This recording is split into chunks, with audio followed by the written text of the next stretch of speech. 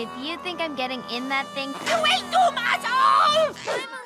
listen to it gurgle, plank. Was that a giant clam? Hey there! Playing Von Karma here, with a new episode of RBY Bytes. Cloyster is a very interesting Pokemon. While known for its Shell Smash plus skill mechanics that have mowed down entire teams since Generation 5, in Generation 1 it's completely different. Cloyster has the highest defense in RBY, but make no mistake, the rest of its stats are surprisingly well rounded, with only its HP being objectively bad. Its 70 speed, while unspectacular, is actually ahead of many key Pokemon in OverUsed, including Chansey, Snorlax, and Exeggutor.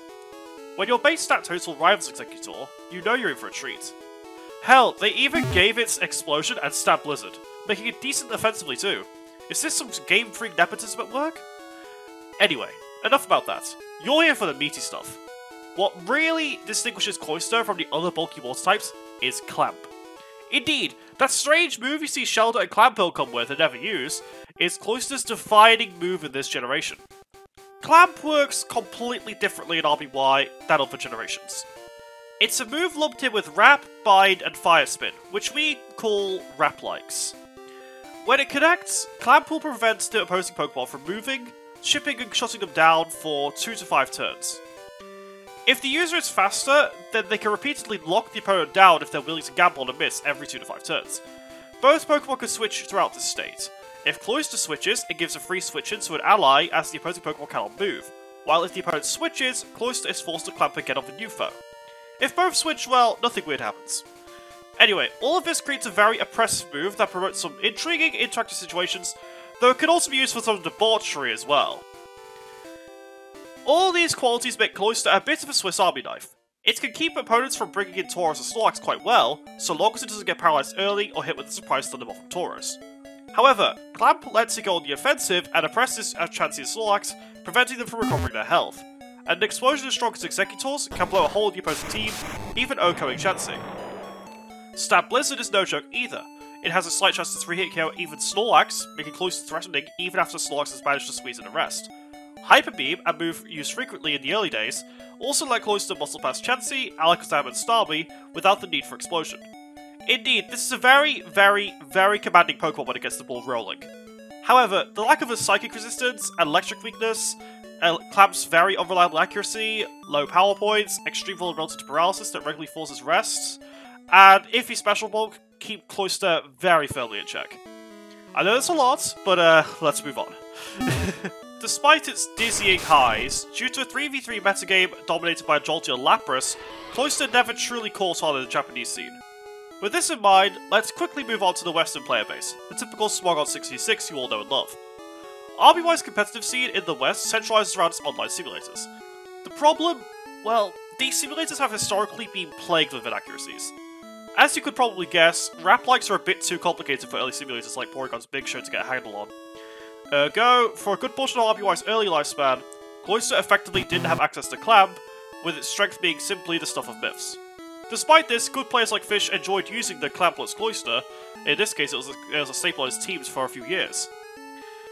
These early Wrapless periods were quite interesting. Lacking Clamp meant Cloyster developed mostly as a rogue defensive pick. Because of how bulky it is, Cloyster could still take hits from Tauros and Snorlax very well, while retaliating fiercely with Blizzard. And its Explosion decimated Chansey and Starmie. However, with a Pokemon like Lapras around, it really struggled to distinguish itself beyond Explosion. Lapras could duel Tauros and Snorlax all the same, has crucial access to Thunderbolt and the admittedly less common Sing, and it also brings far better special bulk, allowing Lapras to secure much stronger openings for its teammates compared to Cloyster. Without Clamp, Cloyster is really just a poor man's Lapras. Its positive traits were, however, enough to give it a minor niche standard play, despite a noticeable lack of clamping. It proved itself too strong for a UU tier on Smogon, but this caused it to languish in Borderline, a tier exactly for Pokemon like this, on the first RBY tier list in the early 2000s. Around 2003, an MIRC app called RBY Bot was released, which contained the first early simulations of Wrap-like moves. Later, after its initial release in 2004, Pokemon Net's Battle would also begin supporting RBY, with Wrap-like moves also implemented. These were the first opportunities for Cloyster to make a splash, and the username GotMiltank was a big proponent of its qualities. However, even with Clamp, the metagame wasn't very developed around Wrap-like moves. The switch mechanics for these attacks were not fully understood for a long time, or even simulated early on, and with Bolt Beam Chansey and 4-attack Snorlax sets being the standard, it was difficult for Cloyster to get ahead, but it did remain at least a bit practical. So Cloyster was all okay to get going, right? Well, not everyone was happy with this new standard. In the early 2010s, a website called RBY 2K10 began re-tiering the generation, in part due to dissatisfaction with how Smogon was handling it.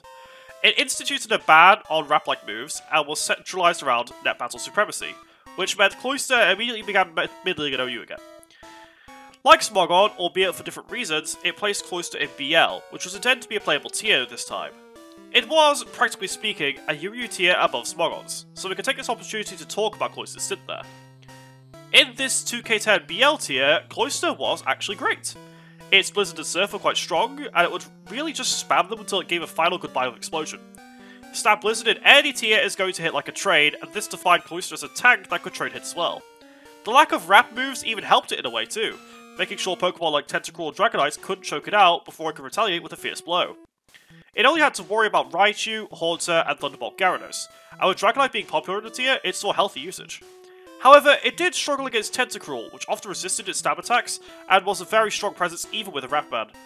Furthermore, it was often forced to explode against Hypno, which was a similarly omnipresent Pokemon, just like it is in today's UU. Overall, Cloyster was balanced and positively received by players.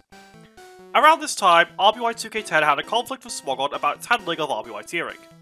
Hipmonlee was dissatisfied with the under-optimized flawed UU tier, and in trying to get rid of it, he found out RBY 2K10 was actively playing a re-tiering UU itself.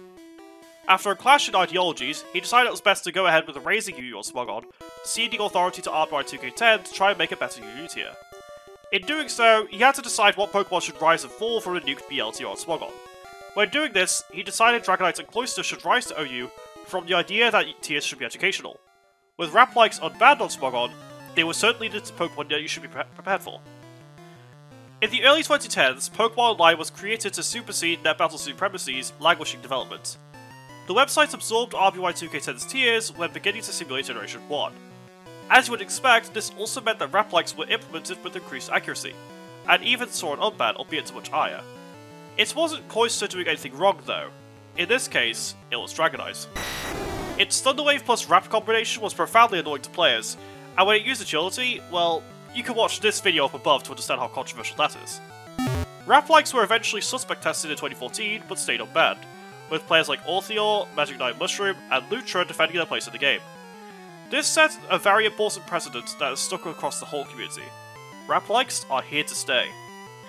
With this, due to fears of rap dominance in lower tiers, Cloyster, Victreebel, and Dragonite rose to Pokemon Online's OU tier for the first time.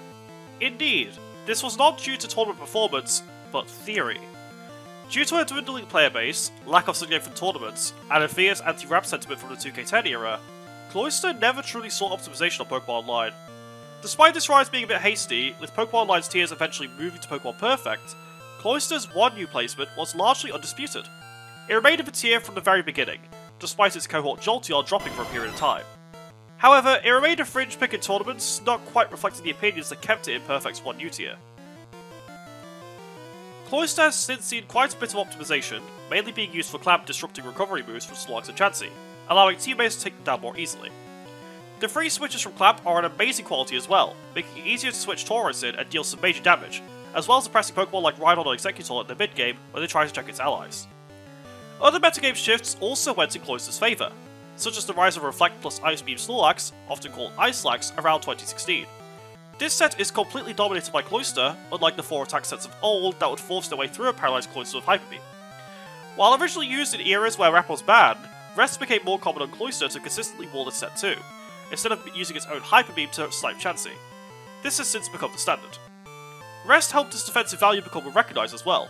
While Lapras is stronger offensively, Cloyster has far more consistent Snorlax matchups overall, and like Lapras, being Water Ice type means no Blizzard or Ice Beam will ever be scratching your team while it's still breathing. With these optimizations gradually coming into place, a team involving Cloyster, Jolteon, and Starmie was collectively developed by high-level players, such as Amaranth and Heroic Troller. It made the absolute best use of Clamp, and had very impressive matchups against the current trends, becoming the team to beat throughout 2020. While metagame adaptations in 2021 have dampened this team's fervour a bit, it's still reasonably strong and teaches players how impressive Cloyster can truly be. I love Cloyster. It's one of my favourite Pokemon to use because of, well, basically everything I've told you here. It's a very intricate Pokemon born from a strange Link battle quirk involving how Clamp interacts with the fight button, something we'll probably never see again in the franchise's future. While it's remained valuable in later generations thanks to Shell Smash, I sometimes wish for its old Swiss Army knife status to return. But what do you think? Leave a comment down below. Maybe join the RBY Discord while you're at it, and try out this creature out with the people over there. This was Playing for Karma, and I'll see you all next time.